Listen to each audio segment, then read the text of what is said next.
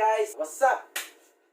Kung nakita niyo yung first video ko, sinabi ko doon yung mga all kind of parts. Pero ngayon, itong video na to, ipapakita ko sa inyo kung paano mag-wiring ng PisoNet. Dito yung tutorial paano gana ng coin slot at timer. Check this video, okay? O guys, ito na. O isa-isahin natin kung ano yung mga kailangan natin. So, first is, kailangan natin ng 3-gang outlet para pag-cut ng wire. Ito yung Allen timer, coin slot, socket, tapos electrical tape, at saka wire stripper, at saka screwdriver. So, hindi ito kasali sa, equipment. At flat cord wire.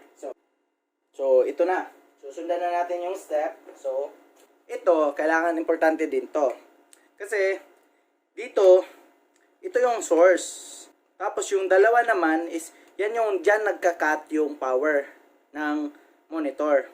At ito namang coins timer, i-unbox natin tong timer na to. So, marami siyang wire. Okay, marami siyang wire. Tapos may ano siya. So, itong wire na to is, marami dito yung mga wire na pasikot-sikot dito. Ito yung mga wire, ipapa-explain ko naman mamaya kung anong function ng mga wire na to. Okay? Ito yung timer. Coin slot pala, sorry. Ito yung coin slot. Ang gagawin natin is magwa-wiring tayo ng power. Ang logic lang nito, pag maghulog ka ng piso, bibigay ng power ang outlet na to. So, ito yung best explanation. Ito yung power source. Pag hindi ka pa naghulog ng piso, walang power tong dalawa. Okay? Pag maghulog ka na ng piso, yung dalawa may power na. Ito, power source. Itong dalawa na to, pag hindi naghulog ng coins yung customer, walang time, walang power. Pero pag maghulog ng coins, magbibigay ito ng dalawa ng power. So, yan yung explanation. Yan yung i-explain ko ngayon. First is ito. Tatanggalin muna natin ito.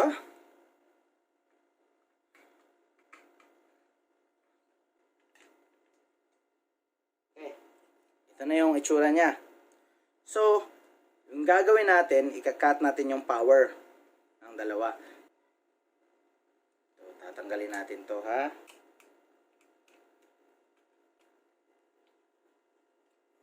So, ito nakatanggal na. Nakatanggal na. So, gagawin natin, ika-cut natin yung power. So, ang gagawin ko, ika-cut ko na itong dalawa para makuha natin yung objective natin na pag maghulog ng coins ang customer, ito magbibigyan ng power. Pag hindi mo nagbibigyan, ito wala magbibigyan ng power. So, ganito yon. Ito na. Ika-cut ko na to dito, okay? Ayun. Cut. Ay, hindi na. So, guys, na-cut ko na. So, ang gagawin natin ulit, ibabalik natin to. Pero, wala na siyang power sa gitna. Naka-cut na eh.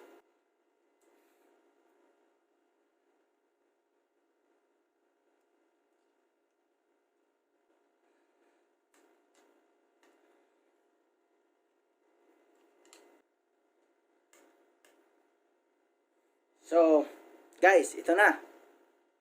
Natapos ko na yung pag-cut. Gagawa na tayo ng wire na mag-connect dito ng dalawa. Mamaya ko na i-explain niya. So, ang susunod na naman natin i-explain is yung timer. Ito yung timer, guys. Ang function nito, guys, is yun yung nagbibigay ng kuryente para ma-activate yung isang cord na walang power. Mabibigyan ng power yung isang outlet. Okay. So, explain ko muna ito. Ha? Explain ko muna ito. Okay. So, ito yung power source ng timer. So, 12 volts to. So, kailangan ka ng 12 volts para aandar to. Okay. Tapos, ito naman, ito yung relay. Ito yung nagko-control ng power. If walang coins, ika-cut niya yung power. Tapos, pag may time, bibigyan niya ng power. Sila nagka-cut ng power. Tapos itong isa na to is ito yung reset. Okay, tapos ito yung message kung ilan yung nahulog ng customer. Times 5 to. Ito yung times 5. At saka ito yung times 1. Okay? Understood? Times 1 tsaka times 5. Okay. Ito naman, ito yung nagko-control kung yung piso mo ilang minutes. So magbibigay lang ako ng layout para makita nyo kung anong time nito. Ito 1, ito pag isaka mo to magiging 2, tapos baba to magiging 3, ganon. So sa next video ko, papakita ko sa inyo kung ano ang set ng time na to. So dito na tayo. So ito, yung time naman, ito naman is yung time niya, di ba? So yun yung mga function nila. So punta naman tayo sa mga wiring. So ito guys, ito yung 12 volts na wiring dito. So, dito natin to isasaksak.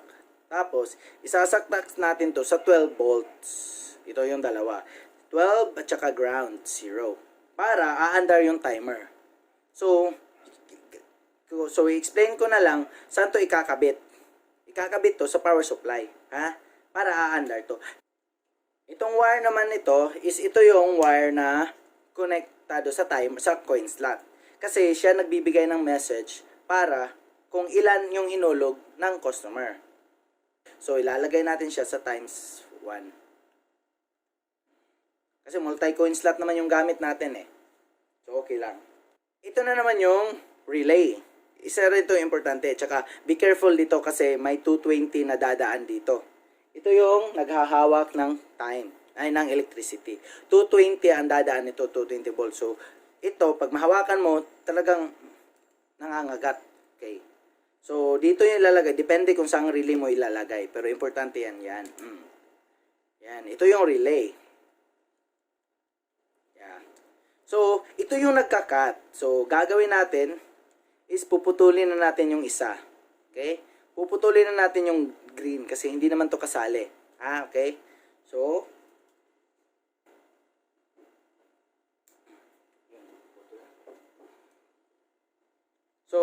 ito na. Nakuha ko nyo na.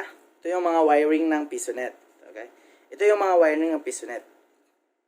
So, ito sa coin slot, ito sa relay, ito yung magka-cut, may dadaan dito na 220 volts. Tapos ito yung power source ng timer para aandar. 12 volts lang to. Okay. Yung gagawin natin, tatanggalin natin to. Tinanggal ko na. Yung sa may relay. Tatanggalin natin yung sa relay. Okay. Tapos, yung relay na to, ito, ika-cut natin to. Okay. So, lagyan natin ng mahaba-haba. Ito, ganito.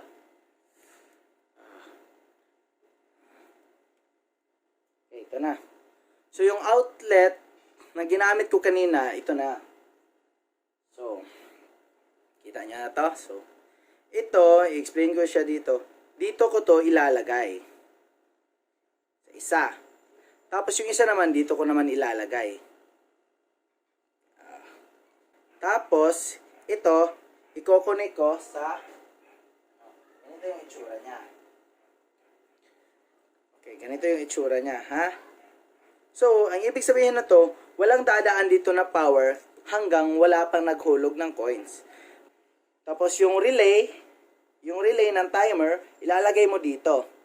Ang purpose kasi nito, pag maghulog ng coins, may dadaan ng kuryente dito. Tapos yung relay, i-open niya. So, may dadaan ng kuryente. So, makakalaro na yung customer mo. Pero, pag i-off niya to, pag walang coins, mapuputol to. Kinakat niya to ng power eh. Kaya, hindi magbibigay ng power tong dalawa. So, ibig sabihin, itong dalawang to, wala ng power. Yung pangalawa. So, ito, meron na. So, yan yung purpose nito. Ha?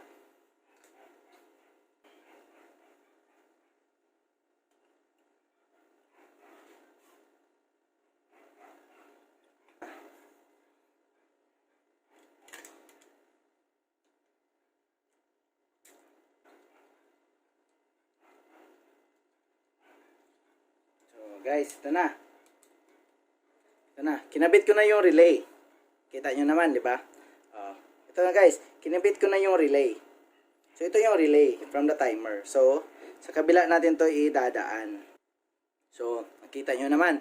Ito, isasaksak natin to sa timer. So, ikakat lang natin to para may daanan yung wire. Sa kabila to ng outlet. Cut lang natin. Tapos, ganito lang yan, oh. Oh, ganyan. So, may wire na tayo. Ito, isasaksak to. Ito yung nagka-cut ng power. Yan yun. So, kailangan na natin tong flat cord. Ito, para i-connect natin to sa power source. Diba? So, cut lang natin. Okay. So, sa explanation ko kanina, ito yon, diba? Ito, kinat natin yung power, diba? Ito, dito ko naman to ilalagay. Dito, tsaka dito. Okay. Para dito yung nanggagaling yung power source natin. So, nakita nyo na yung, ano?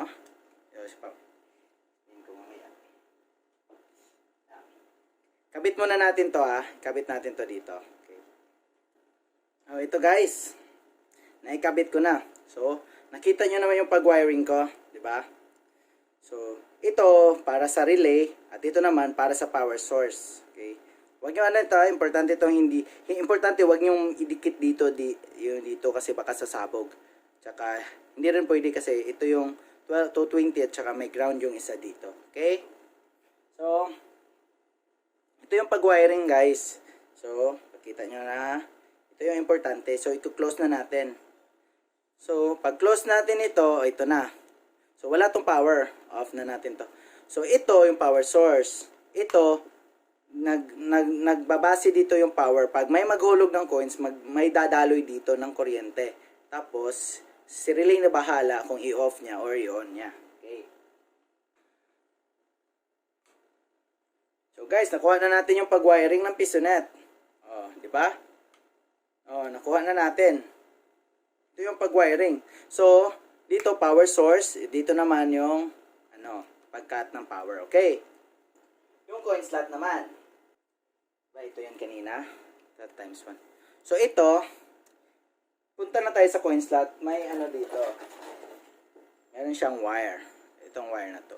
So itong wire na to, i-connect natin to dito. Ha? Ito yung sa timer, di ba? Sa itim, sa white, sa blue, ay sa red. So guys, ito na-connect ko na yung sa timer at saka sa coin slot. So, ikakabit na natin. So, dito, ikakabit ko na to sa times 1, di ba? Ito, ikakabit ko na to dito. So, ito na. Direct ko na to sa coin slot. Ito lang yun. Ito lang. Kasi ito yung nagbibigay ng message dito kung ilang coins ang hinulog ng customer. Tapos, ito yung relay, di ba? Ito yung relay. Yung relay, isasaksak na natin dito sa relay. Yan. Diba? Dito may isasaksak yung power supply. Tapos ito yung monitor para magka-cut ng power. Okay. So, next gawin natin is paano natin paandarin yung timer. So, ito na. Ito siya. Ididiretso natin to sa SATA Molex. Ito yung SATA Molex. Ito yung function para mapapaandar natin tong timer na to. Ha? Ito yung SATA Molex. Ito, 12 volts tong dilaw. Yung itim naman is 0 ground. So, ikakat na natin to. Ha? Yun, ito, trivia lang. Pag meron to, SATA Molex. Pero pag wala to, Molex na lang. Ito, Molex wire. Ito yung Molex wire. So, tatanggalin natin tong dalawang to. Kasi hindi na to kailangan eh. So, ito. Yung dilaw, 12 volts. Yung ano naman is ground, 0. So, i-connect natin to.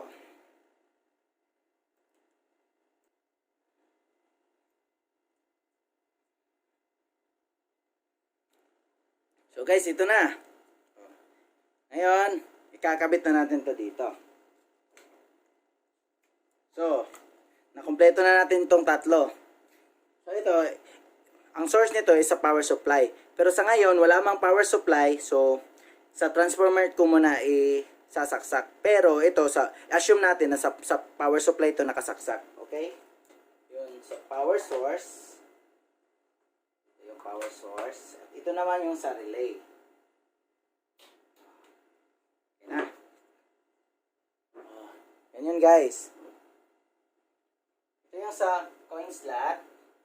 Ito yung sa power source, sa relay, magka-cut ng power. At ito naman is para aandar yung timer natin. So, ang una natin gagawin is i-assume natin na ito, nakasaksak to sa power source.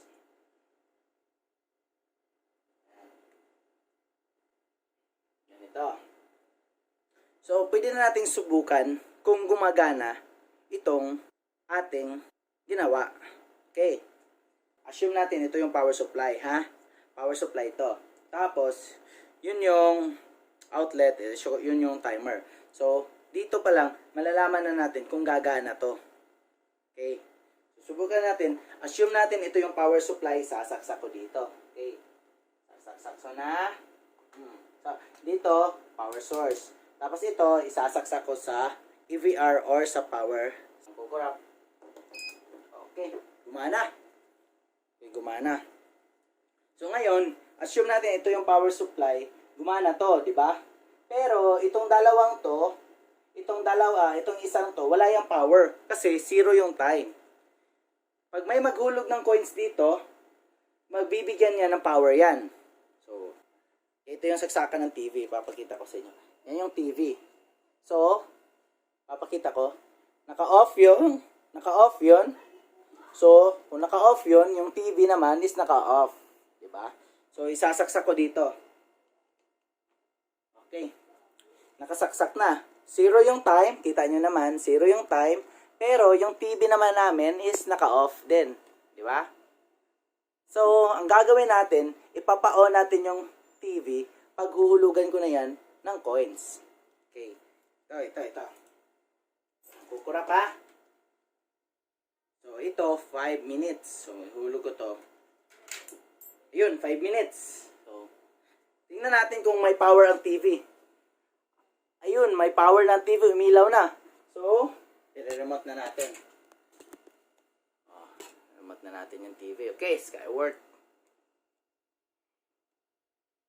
Antay-antay lang tayo.